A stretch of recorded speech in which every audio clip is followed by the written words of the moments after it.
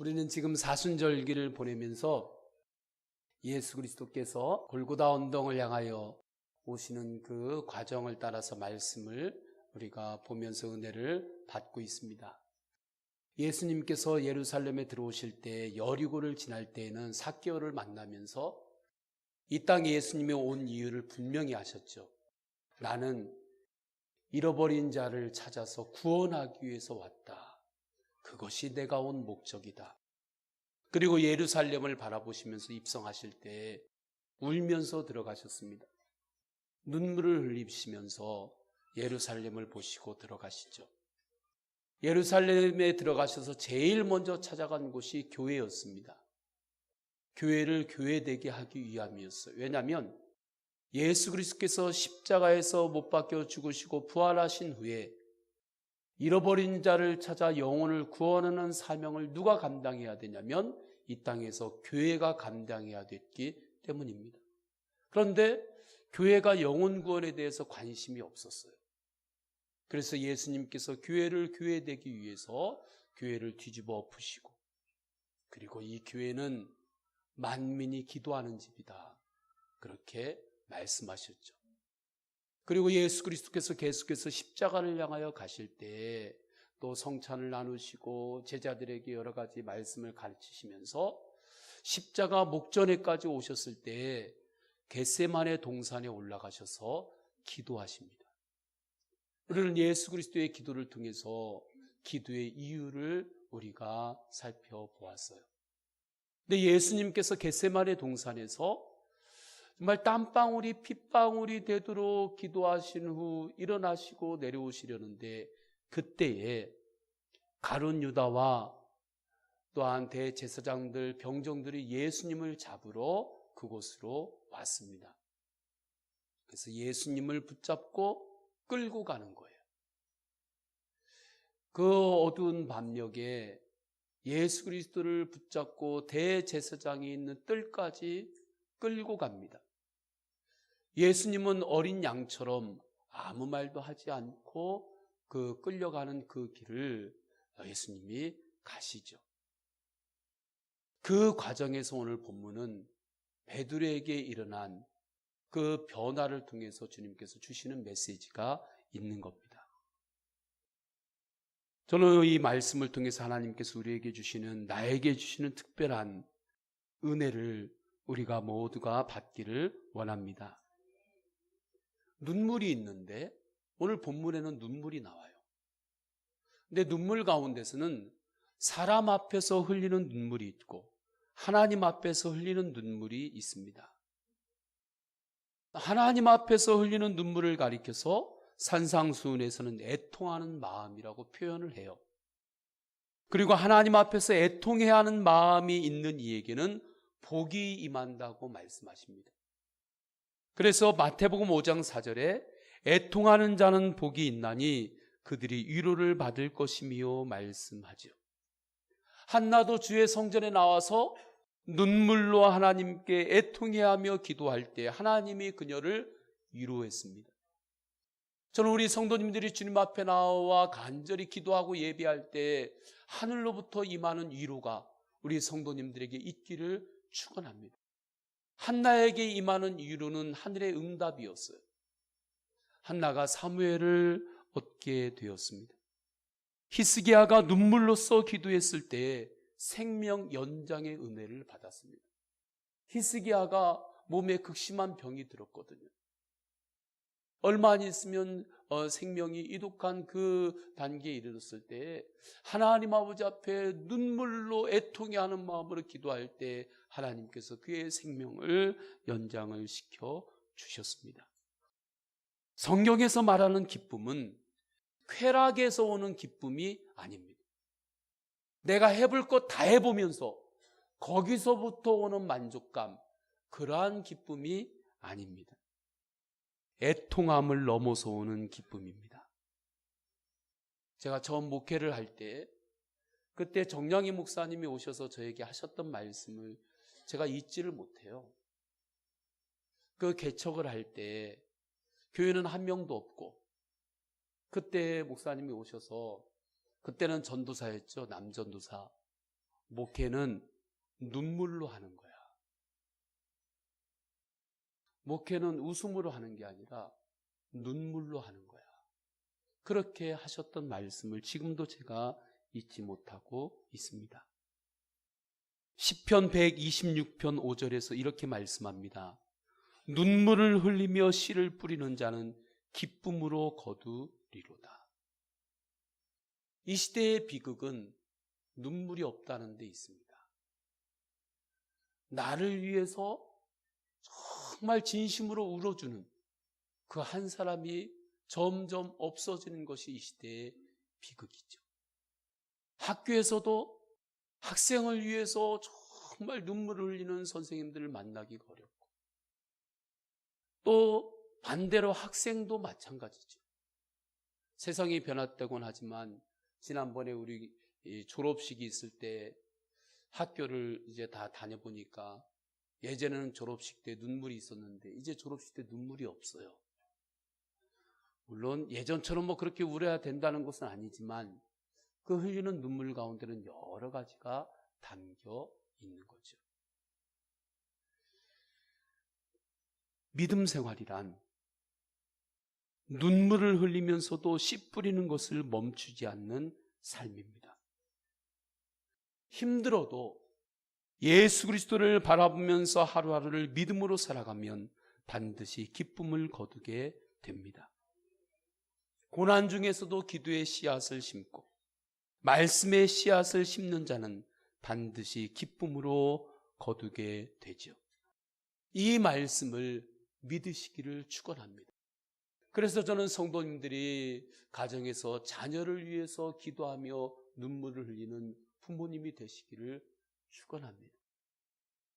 부모님을 위해서 하나님 앞에 나와 눈물을 흘리는 자녀가 되기를 주님의 이름으로 축원합니다. 남편과 아내를 위해서 원통에서 흘리는 눈물이 아니라 하나님 앞에 나와서 그를 위하여 눈물을 흘리는 그러한 은혜가 있기를 축원합니다. 그것이 눈물로 하나님 앞에서 씨앗을 심는 거예요. 그러면 반드시 기쁨으로 열매를 거두게 됩니다. 특별히 씨앗을 심는다 할 때 우리는 언어를 통해서 씨앗을 심죠. 하나님을 향한 언어는 기도이고 사람을 향한 언어는 말이라고 합니다. 우리 교회에서 지난달부터 기도하면서 선교 후원을 하는 다일 공동체가 있습니다. 그곳에서 사역하시는 최일도 목사님의 이야기입니다. 초등학교 4학년 때였다고 그래요. 날씨가 한겨울인데 너무 추워서 이 목사님이 그때 입에서 뭐라고 이야기를 하냐면 더럽게 춥네. 추워도 너무 더럽게 추워. 계속해서 그 이야기를 했다고 합니다. 근데 그 이야기를 옆에서 아버지가 듣고 있다가 일도야, 왜 추운데 더럽다는 거냐? 날씨가 더러운 거냐? 네 마음이 더러운 거지. 추운데도 다 맛이 있다. 우리 추운 맛을 보러 가보자. 그래가지고 그 최일도 목사님을 아버지가 밖으로 데리고 나가더니 거기서 우리 옷을 같이 벗자고 그러대요. 그러면서 아버지도 옷을 벗고, 그러니까 아들도 어쩔 수 없이 따라서 옷을 벗고 하나씩 옷을 벗는데 그때 얼마나 추웠는지 모른다고 합니다. 근데 옷을 다 벗으시더니 그것으로 끝난 게 아니라 공동 우물가가 있었는데 우물가로 최일도 목사님을 데리고 가더니 거기 아버지가 먼저 우물가에 턱 무릎을 꿇고 앉더래요. 일도야, 너도 따라서 앉아라. 추운 날은 추운 맛이 있는 거다. 추운 것은 더러운 것이 아니다 하시더라는 거예요. 그래서 우물가에 둘이 앉아가지고 온몸이 꽁꽁 얼어붙었대요. 근데 그것을 어머님이 이제 뒤늦게 아시고 놀라가지고 와서 가자고 이렇게 당기는데 몸이 얼어가지고 제대로 펴고 갈 수가 없더라는 거예요. 그래서 어머님이 집에 가셔가지고 물을 데워가지고 와가지고 더운 물로 이렇게 부어서 몸을 녹여서 그리고 다리를 끌면서 집으로 가서 온돌방에 들어갈 수 있었다고 합니다. 그 후부터는 제일도 목사님이 추우면 그냥 춥다고 하지 더럽게 춥다는 말을 안 한대요. 그런데 제일도 목사님이 지금 자녀를 또 이렇게 양육할 때 보니까 자녀가 또 어렸을 때 보니까 좀 날씨가 추우니까 추워서 미치겠네. 추워서 미치겠네 하더래요. 그래서 아버님이 본인에게 했던 교육이 생각이 나서 야, 추운 것도 맛이 있다 하고 똑같이 나가서 했다는 거예요. 그 뒤부터 아들이 추우면 춥다고 하지 추워서 미치겠네, 더워서 환장하겠네 그런 이야기를 안 하더라는 거죠. 그러면 왜 제일도 목사님의 아버지가 그렇게 하셨을까? 말이 씨앗이 되는 원리를 알고 있었기 때문이었겠죠. 그래서 추운 날씨가 아들에게는 힘들지만 그것을 맛이라고 하는 긍정적인 언어로 바꾸어서 표현하셨을 것입니다. 어떠한 상황에 있든지 그곳에서 부정적인 말로 하루를 시작하지 마시기를 축원합니다. 부정적인 말로 하루를 시작하면 다 누구 손해예요? 내 손해예요. 내 손해예요. 내가 말하는 건 그래도 내 자유잖아요. 그런데 왜 손해되게 하루를 시작합니까? 긍정적인 말, 소망의 말, 감사의 말로 하루를 시작하시기를 축원합니다. 그 안에 하나님이 주시는 그 열매의 씨가 있어요. 믿음의 말을 해야 우리가 하루 동안 했던 말들을 벽시라고 한다면 예전에 벽시를 고르는 방법이 이거죠. 그 소금물에다가 이렇게 두면은 이 쭉저기는 이렇게 둥둥 뜨고 알맹이는 조금 이렇게 가라앉고, 그래서 이렇게 가라앉은 그것을 가지고 이렇게 파종을 했다, 그런 이야기를 하죠. 우리가 매일마다 하는 말 가운데도 믿음으로 하는 말이 하나님의 그 토양에 씨앗으로 심겨지는 겁니다. 믿음으로 입을 열어서 말하고 선포하시기를 축원합니다. 고난 가운데서도 믿음의 말을 하시기를 축원합니다. 그러면 그 씨앗의 열매를 기쁨으로 반드시 거둡니다. 좋을 때는 누가 좋은 말을 못합니까? 어려운 상황에서도 믿음으로 선포하고 믿음으로 나가는 거죠. 세상적으로 아무런 힘이 없이 다락방에 모였던 초대교회 120문도의 성도들을 통해서 세계 복음화가 어떻게 이루어졌겠습니까? 눈물 가운데서도 믿음으로 생각하고 믿음으로 말하고 믿음으로 행동하며 복음의 씨앗을 심었기 때문입니다. 그래서 초대교회가 풍성한 열매를 맺으며 부흥을 경험할 수 있었죠.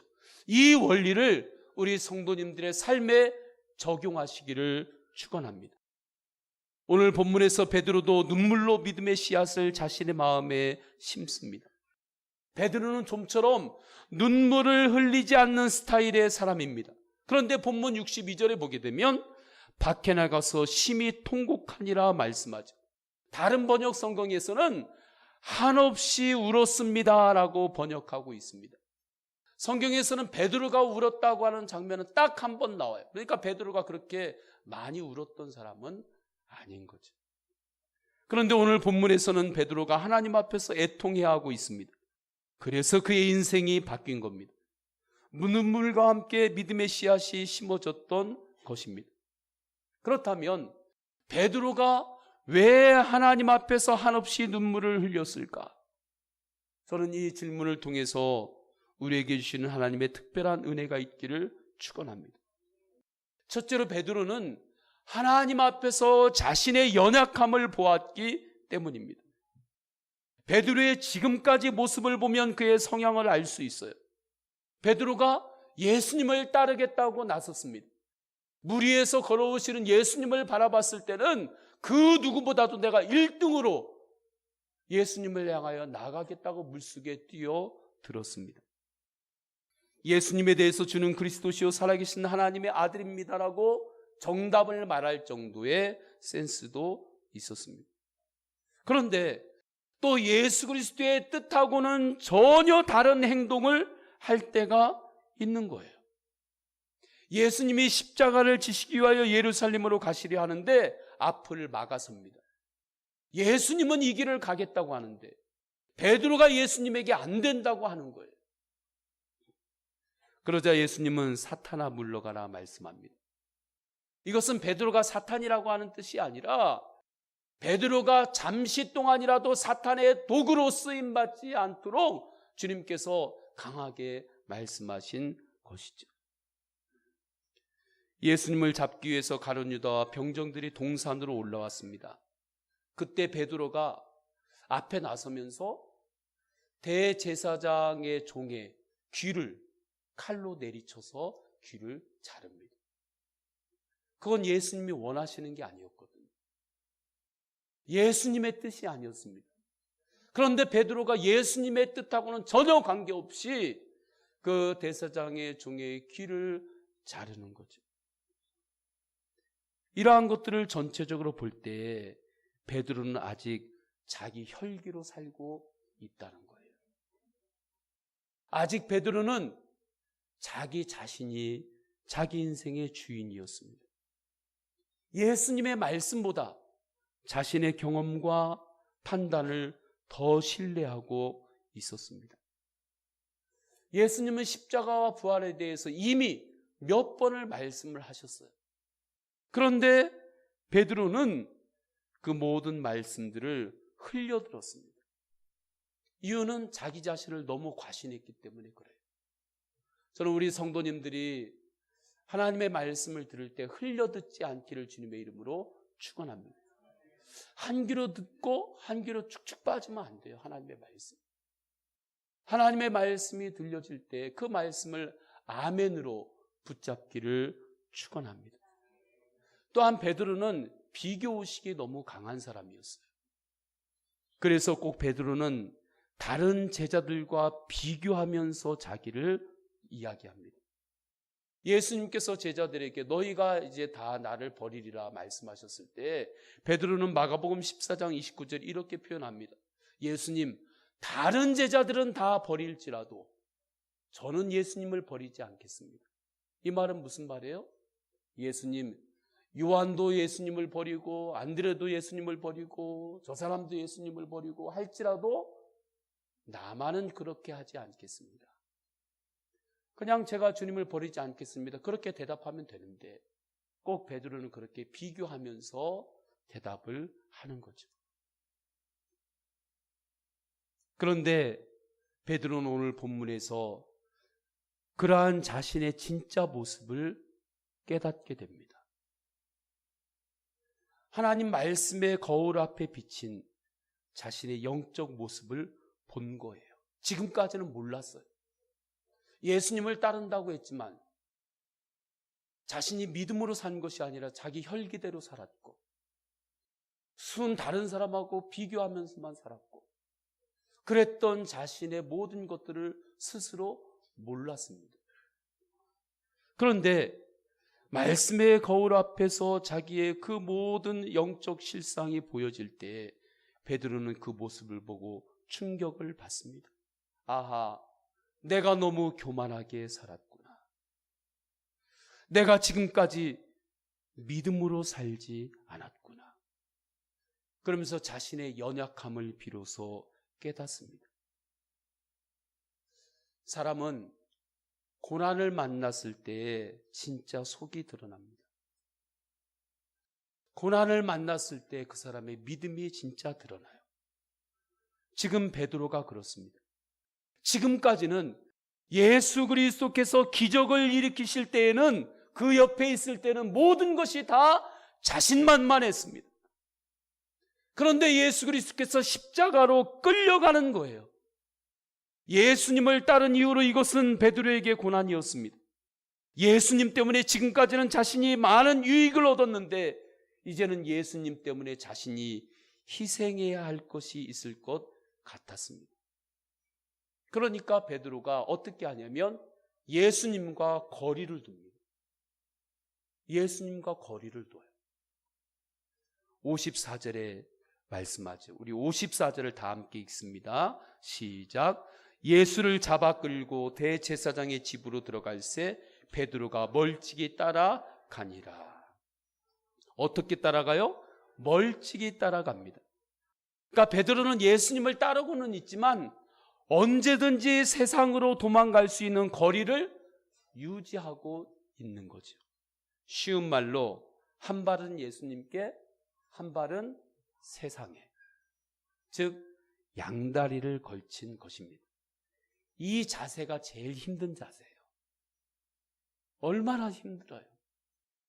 이 자세로 베드로가 어느 곳에 들어가냐면 대제사장의 뜰에 이 자세로 들어간 겁니다.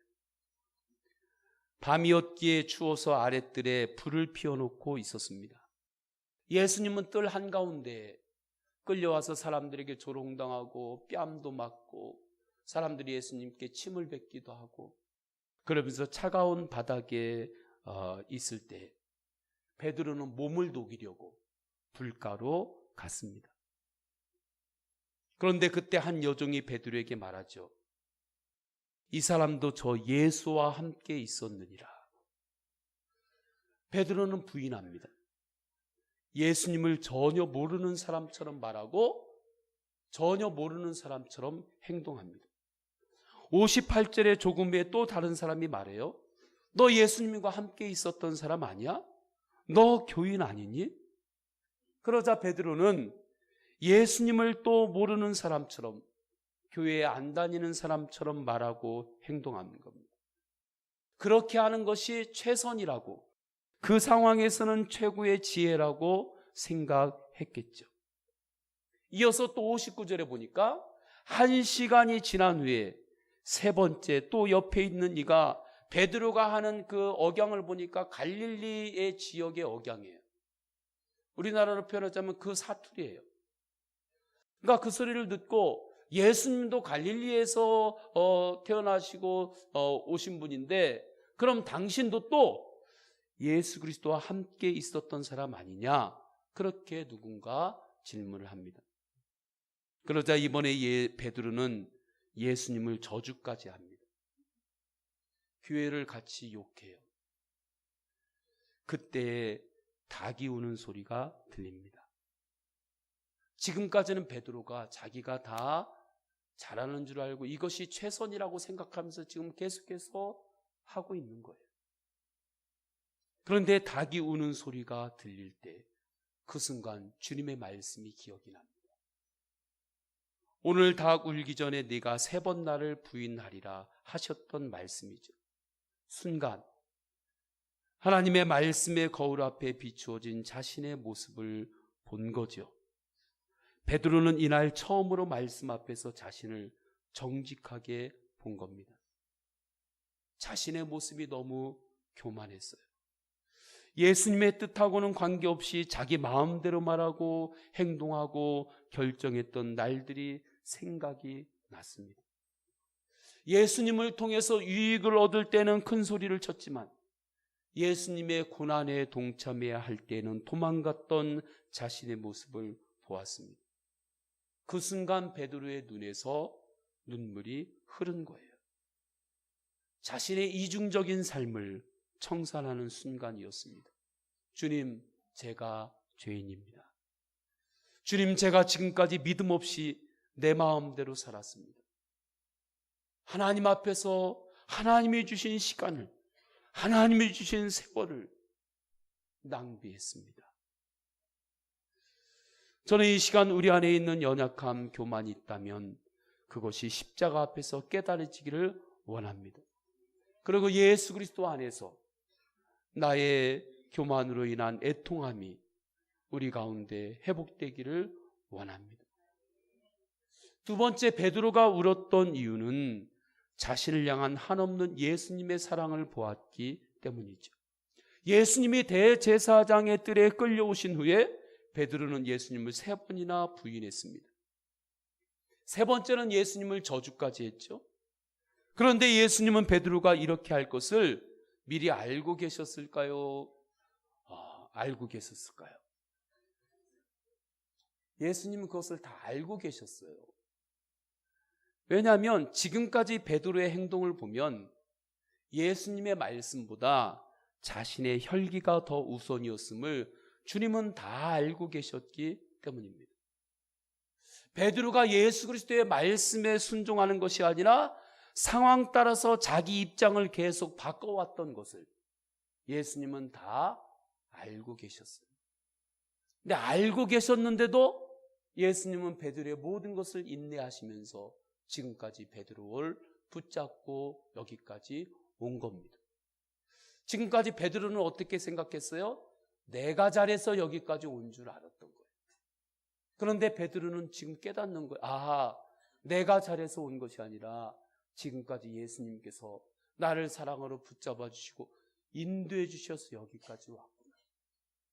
여기까지 온 것은 내가 잘해서 온 것이 아니라 나를 위해서 누군가 기도해 주는 누군가의 기도가 있었기 때문에 내가 여기까지 왔구나 하는 것을 베드로가 깨달았습니다. 그것이 사랑이었음을 베드로는 알았습니다. 영적으로 철이 들은 거죠. 그리고 그 사랑의 증거는 대제사장의 뜰의 불빛 가운데서 자신을 바라보는 예수님의 눈빛이었습니다. 61절에 주께서 돌이켜 베드로를 보시니, 예수님을 그렇게 부인했던 베드로, 예수님을 저주까지 했던 베드로, 예수님을 따른다고 하면서 속으로는 예수님을 믿지 않고 자기 혈기대로만 살았던 베드로를 예수님이 지금 바라보는데 그 눈빛에는 조금도 미움이나 원망이 담겨 있지 않는 겁니다. 내가 다 안다. 너의 그 처지와 그때 너의 상황을, 그 마음까지 내가 다 안다. 그리고 이해한다. 그래도 여기까지 오느라고 수고했다. 잠시 넘어졌으면 다시 일어나면 된다. 너는 할 수 있다. 그리고 나와 진리의 길을 함께 가자. 사명의 길을 함께 가자 하면서 예수님이 베드로를 처음 만나셨을 때 내가 너를 사람 낚는 어부가 되리라 하면서 그렇게 바라보셨던 그 눈빛이 예수 그리스도께서 대제사장의 뜰에서 그렇게 조롱받고 매맞고 하시면서 베드로를 바라보셨던 그 눈빛하고 같았던 거죠. 여기에서 베드로가 깨진 겁니다. 여러분, 사랑은 인내예요. 할렐루야. 사랑하면 인내할 수 있습니다. 저는 우리 성도님들이 사랑하면 인내인데, 그 인내할 수 있는데 제일 먼저 우리 성도님들이 사랑해야 될 대상은 죽기까지 우리를 사랑하시고 죽기까지 우리의 인생을 살아가셨던 그 예수 그리스도의 그 시선이 닿고 있는 여러분의 인생을 사랑하시기를 축원합니다. 여러분 스스로의 삶을 사랑하시기를 축원합니다. 어떠한 모습이라 할지라도 여러분의 인생은 예수님이 죽기까지 살아가시면서 주님의 시선이 닿은 그러한 인생입니다. 여러분의 인생은 어떠한 모습이든 사랑받기에 충분합니다. 이유는 단 하나, 예수님이 사랑하시는 삶이기 때문에 그렇습니다. 이 진리를 깨달은 사람은 인내할 수 있습니다. 내 힘으로 인내하려면 안 됩니다. 그러나 십자가를 바라보면 어떠한 상황에서도 인내할 수 있습니다. 하나님이 주신 일과 이웃과 사명을 사랑하시기를 축원합니다. 하나님이 주신 만남을 사랑하시기를 축원합니다. 그러면 일을 하든지 어떠한 자리에 있든지 주님께서 주신 사명을 감당하면서 어떠한 장애를 만나든지 어떠한 어려움이 있어도 그것을 주님과 함께 넘을 수가 있습니다. 반드시 귀한 열매를 하나님은 허락하여 주십니다. 노아를 보십시오. 노아는 비가 올 징후가 전혀 보이지 않을 때 방주를 짓습니다. 그때 얼마나 많은 사람들의 공격이 있었겠습니까? 그때 노아가 관계 맺은 그 인간관계의 그 사슬들, 그물들이 얼마나 많이 있었겠습니까? 그들로부터 노아가 얼마나 오해를 받았겠습니까? 그러나 노아는 남이 뭐라 해도 하나님 앞에서 믿음으로 자기 할 일을 했습니다. 모세도 그가 이스라엘 백성들을 이끌고 출애굽을 해서 가나안에 가는 동안에 얼마나 많은 원망을 들었습니까? 그러나 모세는 그 한 사람 한 사람들과 싸우는 데 시간을 낭비하지 않았습니다. 저는 우리 성도님들이 이 땅을 살아갈 때 누구를 미워하고 원망하는데 세월을 낭비하지 않기를 축원합니다. 성도님들이 이 땅을 살아갈 때 어떤 과거의 그 아픔 그것을 붙잡고 세월을 낭비하지 않기를 주님의 이름으로 축원합니다. 자신이 가야 할 길을 하나님을 바라보고 하나님을 의지하며 믿음으로 모세는 꾸준히 걸어갔죠. 이것이 인내입니다. 성경에서 말씀하는 사랑의 인내는 그냥 속으로 꾹꾹 누르고 삭히고 있다가 어느 날 꽝 터지는,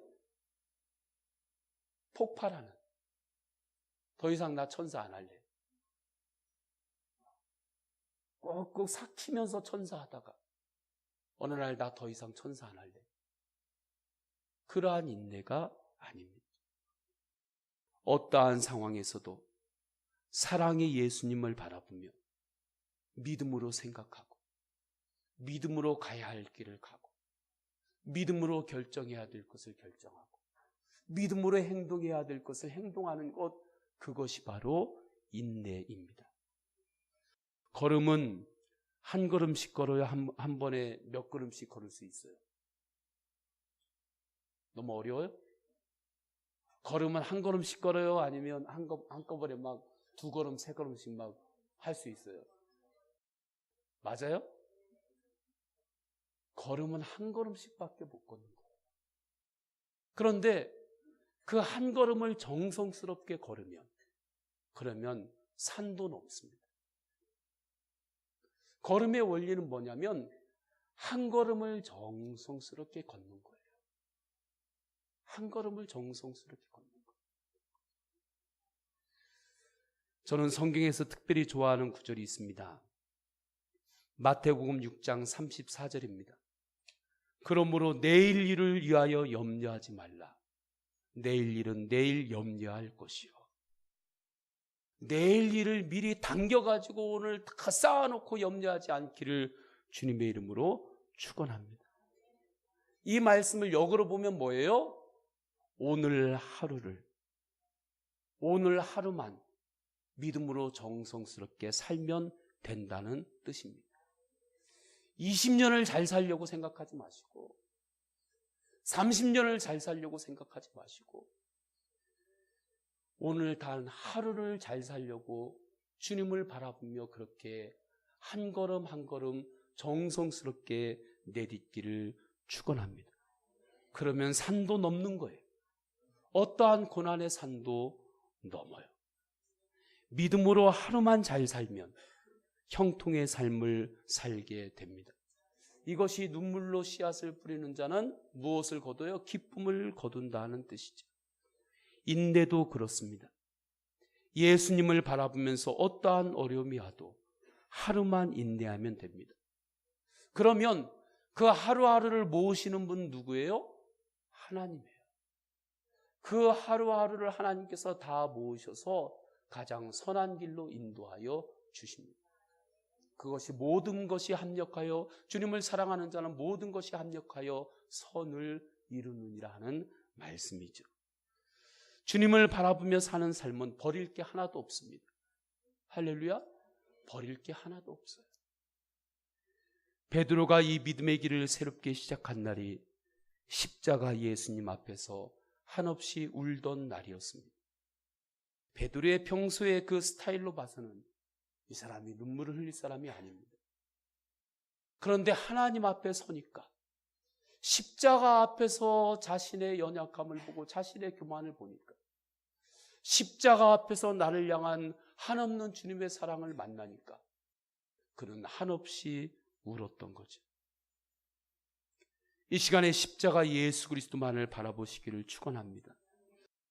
십자가 예수 그리스도를 바라보며 사순절기를 믿음으로 사시기를 바랍니다. 그때 우리는 나의 교만과 연약함을 깨닫게 됩니다. 하나님 앞에서 나의 교만과 나의 연약함을 보는 거 괜찮아요. 그거 창피한 거 아닙니다. 부끄러운 거 아니에요. 하나님 앞에서 나를 들여다보는 것, 그것이 축복의 씨앗입니다. 십자가 앞에 서면 애통하는 마음을 갖게 되고 애통하는 마음으로 중보 기도하게 됩니다. 때로는 나를 위해서 기도하고 자녀를 위해서 애통하는 마음으로 기도하고 부모님을 위해서 애통하는 마음으로 기도하고 사랑하는 이해를 위해서 애통하는 마음으로 기도합니다. 그리고 동시에 십자가의 사랑을 보게 되는 거죠. 그때에 세상으로부터 올 수 없는 하늘의 능력이 임합니다. 그 능력으로 사는 사람을 가리켜서 그리스도인이라고 하는 거예요. 예수님의 사람이라고 합니다. 우리 옆 사람하고 인사할까요? 당신은 예수님의 사람입니다. 당신은 예수님의 사람이에요. 언제나 상황만 바라보지 말고 나를 사랑하시는 예수님을 바라보며 믿음으로 승리하시기를 축원합니다. 우리 다 함께 기도하십니다. 다 함께 기도하실 때 하나님, 제일 먼저 주님께서 죽기까지 사랑하신 나의 인생을 내가 사랑하겠습니다. 나의 인생에 어떠한 모습들이 있었든지 간에 예수님께서 사랑하신다는 그 이유 하나만으로 우리의 인생은 사랑받기에 충분합니다. 하나님 또한 주님께서 주신 사명을 사랑하겠습니다. 주님께서 주신 일도 사랑하겠습니다. 주님께서 나에게 주신 그 자리도 사랑하겠습니다. 그때 하나님 어떠한 일이 있든지 믿음으로 인내하며 승리하겠습니다. 하나님 아버지 앞에 이 말씀을 붙잡고 우리 통성으로 기도하십니다. 할렐루야. 하나님 아버지, 주님께서 인도해 주셔서 예수 그리스도께서 십자가 골고다 언덕을 향하여 가실 때 하나님 변치 않는 예수 그리스도의 사랑을 보여주십니다. 하나님, 베드로는 지금까지 자기가 잘해서 자기가 다른 제자들보다 무엇이든지 1등을 해서 자신이 다른 제자들보다 중심에 있어서 그래서 여기까지 온 줄로 생각했습니다. 그러나 주 예수 그리스도의 눈빛을 보는 순간에 깨달았습니다. 예수님의 은혜로 여기까지 왔구나. 누군가 나를 위해서 기도해 주셨던 그 기도가 있었기 때문에 예수님께서 습관을 쫓아 올라갔던 산에서 나를 위해서 항상 기도해 주셨던 그 기도 때문에 내가 여기까지 왔음을 베드로는 깨닫게 됩니다. 그리고 한없이 웁니다. 그 눈물을 통하여 베드로의 미래가 더욱더 복된 인생으로 주님께서 인도하셨을 때 그 길을 결단하고 갔습니다. 하나님 아버지, 이 시간에 그 예수 그리스도를 바라보며 하나님, 우리가 믿음으로 살겠다고 결단합니다. 믿음대로 주님 역사하여 주옵소서. 주 예수 그리스도의 이름으로 기도드립니다. 아멘. 우리 다 함께 일어나셔서 결단의 찬양 드리겠습니다.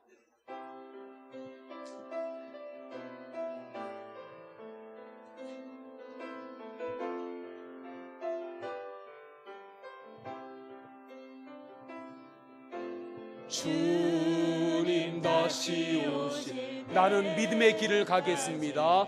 나는 이 길을 가리라. 좁은 문 좁은 길 나의 십자가 지고 나의 가는 이 길 끝에서 나의 가는 이 길 끝에서 나는 주님을 보리라. 영광의 내 주님 나를 맞아주시리. 나를 맞아주시리. 주님 다시 오실 때까지, 주님 다시 오실 때 나는 일어나 달려가리라. 나는 일어나 달려가리라. 주의 영광은 땅 덮을 때 나는 일어나 노래하네 사모하는 주님, 내 사모하는 주님, 온 세상 구주신 내 사모하는 주님, 내 사모하는 주님, 영광의 왕이. 우리 두 손 들고 고백합니다. 주님 다시 오실 때까지, 주님 다시 오실 때 나는 이 길을 가리라. 나는 이 길을 달려가리라. 주의 영광 땅 덮을 때 나는 일어나 노래하니, 나는 일어나 노래한 내가 주님을 사모합니다. 내 사모하는 주님, 온 세상 구주신 내가 주님을 사모합니다. 내 사모하는 주님, 영광의 왕이시라. 아멘. 성부, 성자, 성령 삼위일체 하나님의 사랑과 은혜와 감화 감동하심이 오직 주 예수 그리스도를 바라보며 예수 그리스도의 사랑의 힘으로 이 세상을 향하여 담대하게 나아가는 모든 예배자들 위해 영원까지 함께 하시기를 간절히 축원하옵나이다. 아멘.